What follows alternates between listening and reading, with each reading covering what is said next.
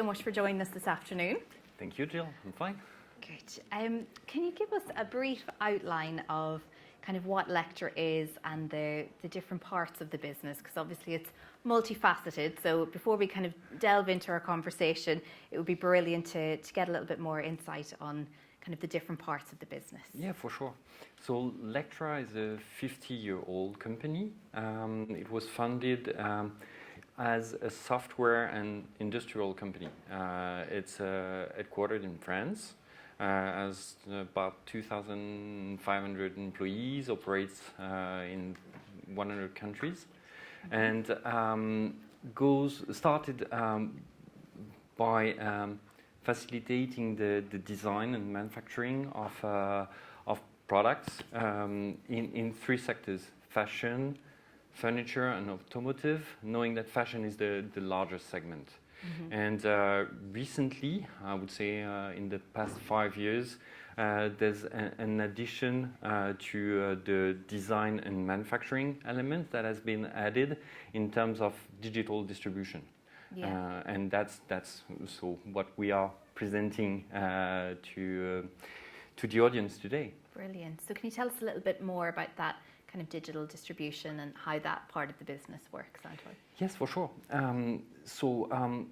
It starts with different solutions that come together as a global platform to serve different needs at each step of, let's say, the journey of the life cycle of a product. Mm-hmm. With benchmarking. Benchmarking using AI to check on the assortment and how the products are being sold, either by the retailers, mm-hmm. The brand itself, but also can be used for benchmarking competitors. Yeah. Product lifecycle management or product data management that goes from product lifecycle but onto also PIM. And them, and it goes also into traceability, and digital distribution, and specifically marketplace distribution, marketplace, e-concession, dropship programs. Brilliant. So kind of very multifaceted across many different areas of the industry, Antoine. So I guess from the customers that you work with, and I know you've kind of a very broad range of fashion customers, so do please talk to that. But what are the biggest challenges they're facing, or what are they, the solutions they're looking for from you? What problems are those to fix? What are you kind of hearing or coming up against?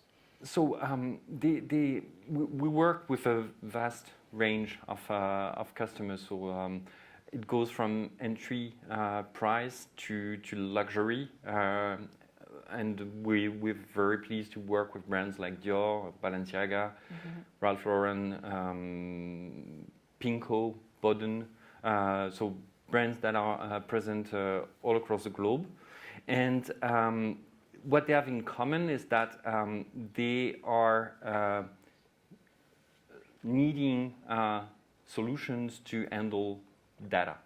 Yeah. It's really always coming back to data. It can be product data, it can be competitive data, it can be transactional data, and that's what we provide, is that central view on mm-hmm. how to manage the data across multiple teams, and how it can be shared internally but also externally, mm-hmm. With partners, with marketplaces as mentioned, but also social media and different surfaces. Yeah, so kind of data is something we talked about at length today. It's been mentioned by a lot of our speakers, and the kind of challenge around that, of kind of having too much of it, not having the right pools of data, not knowing where they are, how they connect, maybe needing to clean up your data. So is that becoming a growing problem as businesses kind of move more towards online, or are more omnichannel than they were previously?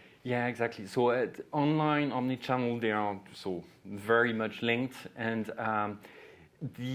what has changed in the industry as well is the fact that there are more products, more drops, And generally speaking, it requires a very high level of detail when it comes to talking only about product data, because you need to make it fit for the requirement of what you are going to use it for.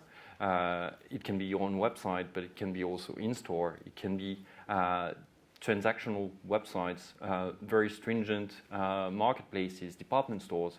And the quality of the data will have a direct impact on the findability of the product, and also ultimately on the experience that the customer will have, the consumer will have. If, as an example, the fitting has a direct impact on returns, and then that's a key element when it comes to profitability. Along the same line, sustainability is also a very important topic, and having different teams at different steps working on the same topic but not being able to reuse the content in a rich manner is a waste of time and money, obviously. Yeah, absolutely. And kind of costs are top of mind for everyone in the room in this particular environment. So it's you need to know kind of where your data is and how it's working for you. Yeah, exactly. And again, on sustainability, so there are, of course, the norms that are being more and more strict, and also the expectation on the consumer side. So that's an element that is taken into account along the journey. Absolutely, Antoine. And you mentioned Pinko there as one of your customers. So you've done some interesting work with them. So it'd be good to speak a little bit about that today. So what kind of specific challenges was Pinko faced with, and then how did Lectra help them on that journey?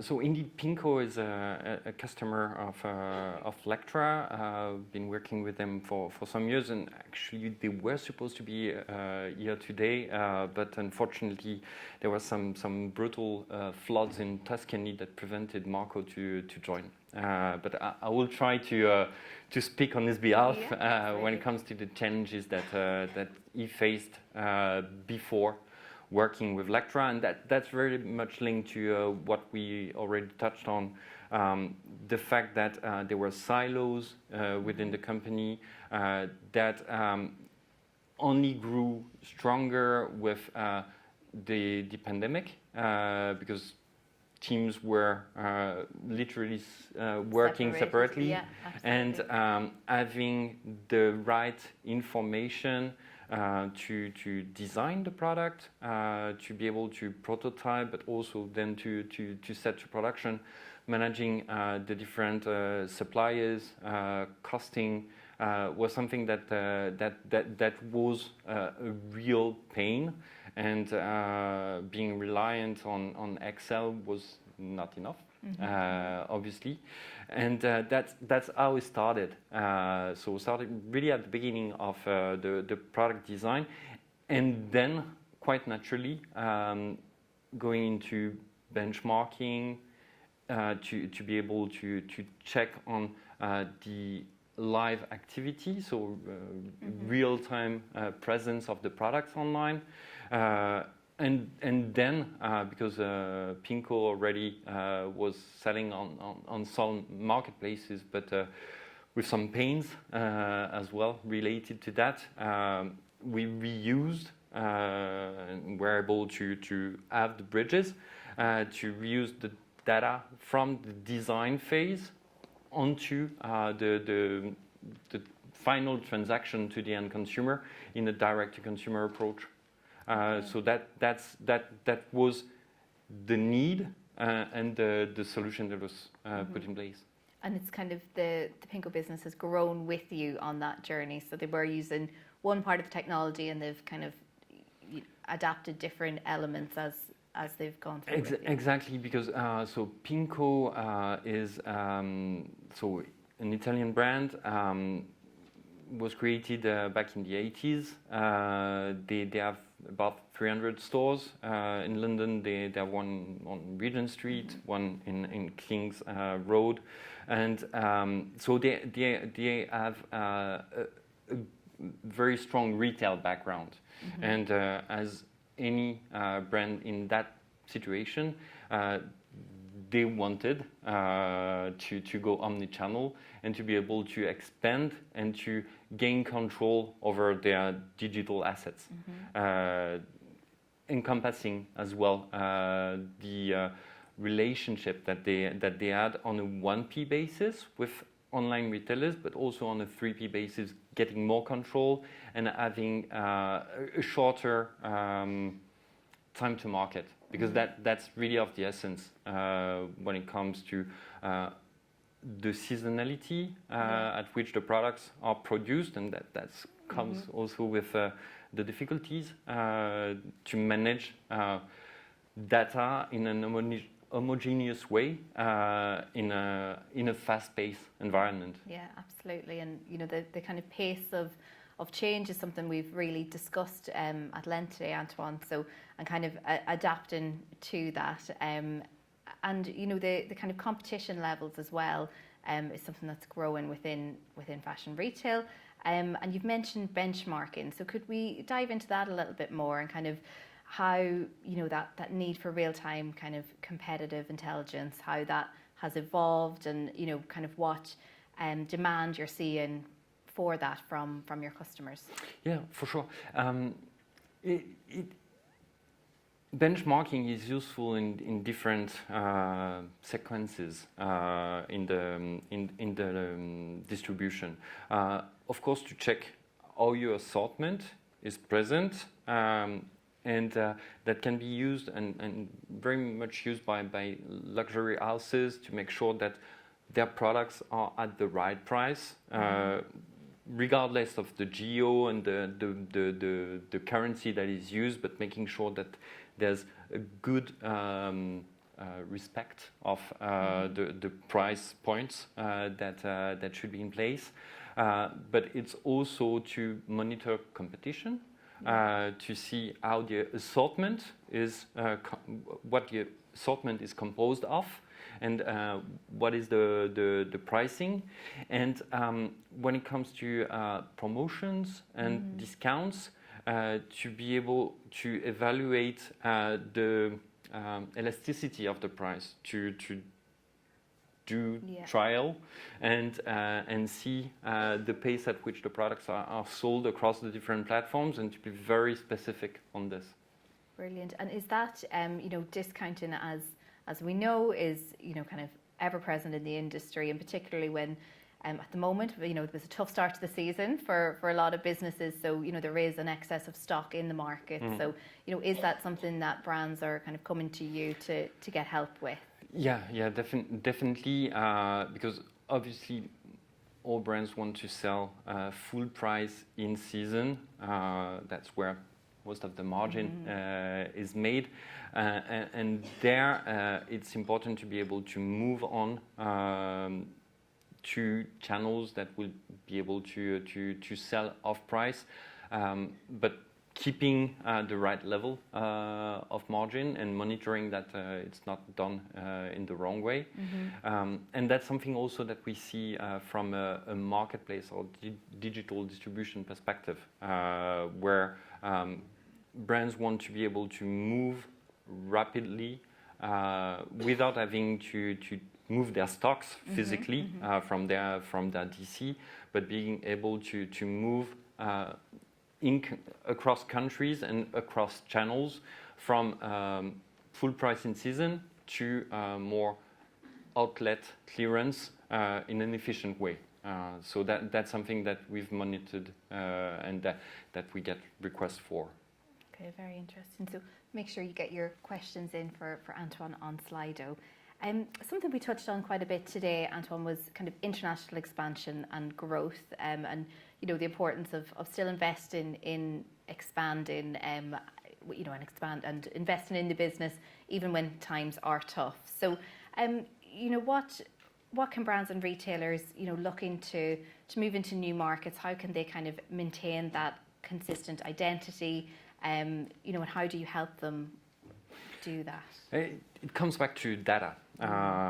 Data to be able to make sure that their brand equity is at the level they want it to be, and that's by taking control, making sure that they choose precisely which assortment should be sold where, which imagery should be used, how the product will be described, and not leave it to third-party retailers that will not always have the same care when it comes to presenting the brands, and also being able to test, to launch onto new markets, to have access to the transactional data, to be able to check what is profitable, what is not, if there are any discrepancies in terms of bestsellers in one country or in another. I heard previously that Fred Perry mentioned that bestsellers are bestsellers and that will remain. That's true. But when you are also in a very fast environment, it's important to be able to rapidly move products from one country to another and maybe push the buttons there a bit stronger while keeping the stock in your own DC. That's also something that is quite efficient because, as you mentioned, so inventory management is important. Absolutely, and well, it just gives you that more flexibility when some markets are performing better than others, that you have the option to kind of flex as you need to. Exactly. Brilliant. And what about kind of brands adapting to these new technologies, Antoine? So kind of embedding that within businesses and really kind of shaping the future of the industry. How do brands really get on board with this technology and kind of work with it to kind of for the betterment of the industry at large? Of course.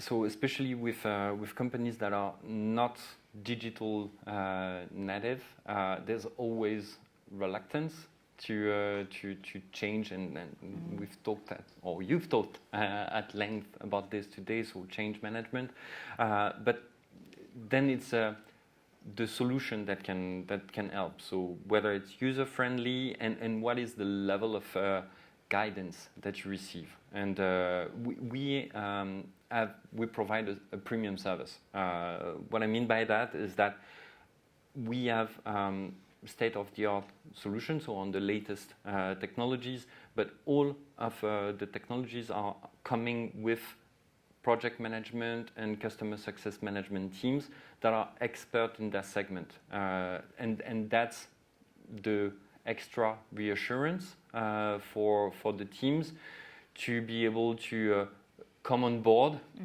in a more human way. So it's not just a ticketing system that will hopefully answer.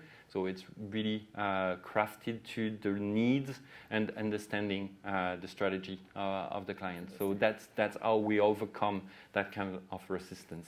Brilliant. So we've had a few questions for you, Antoine, so let's dive into those. At what size and scale do you think is the right time for a brand to start looking at your benchmarking solutions? Generally speaking, what we see is 30-50 million. That's usually the size. Having, as mentioned, 1P relationship with retailers, can be department stores, can be also pure players, but that's about the size. Brilliant.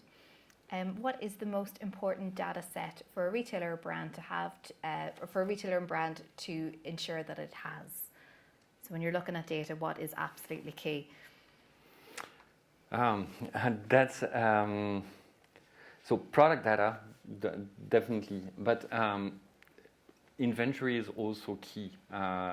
Whether it sits in your own warehouse or with a 3PL, it's important because that's where most of the investment of the brand is sitting. So it's to have a clear view and to be able to have a centralized inventory and a clear reporting on this, and to be able to move around. It's really important. Brilliant. What emerging technologies are you most excited about integrating into your solutions? So is there anything kind of coming down the line that you're looking at? You know, we've talked a little bit about AI earlier today, but is there anything that you're kind of either working with or may work with in the future, Antoine, that you think will really kind of move the dial? AI is definitely important. I talked about imagery. That's an element that is important because each brand wants to have its own identity, but also needs to adapt the image to the surface it will be used on. And shooting is costly, and being able to adapt on the fly, and it's something that is very useful, and that's part of the things that we are using as well. Along product content, and but yeah, that goes in the same lot, and AI is very useful there. Very interesting. Why, or do you think brands' perspectives have changed to selling on marketplaces in the last 2 years, and if so, why?